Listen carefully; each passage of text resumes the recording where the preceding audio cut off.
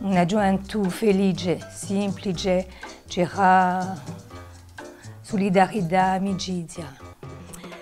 Quando eravamo in Francardo, abbiamo la prima televisione o la seconda di Ubaese.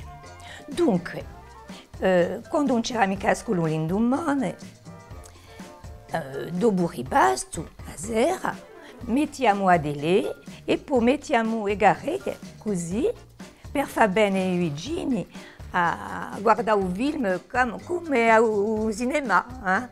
E allora la vicina portava qualcosa a mangiare, a mamma sortia una bottiglia di vino.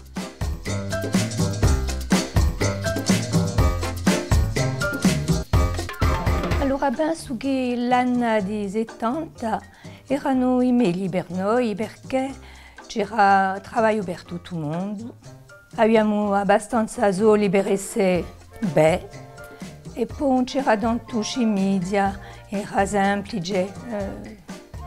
E questo che mi dispiace, mi si pare che non c'è più questa solidarietà, questa amicizia, questa semplicità di tanto.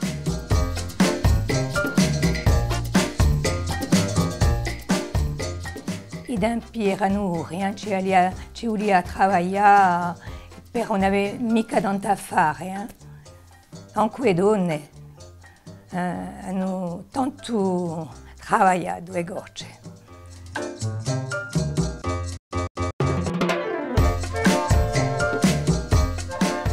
Allora Gorskiava, ciò che mi dispiace di più, ci sono i soli che hanno cambiato, i soli.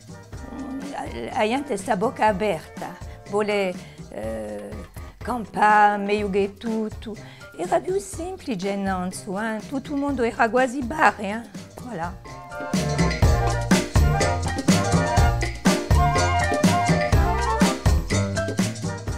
Allora, penso che la gioventù deve sapere da dove viene per sapere dove lavorare.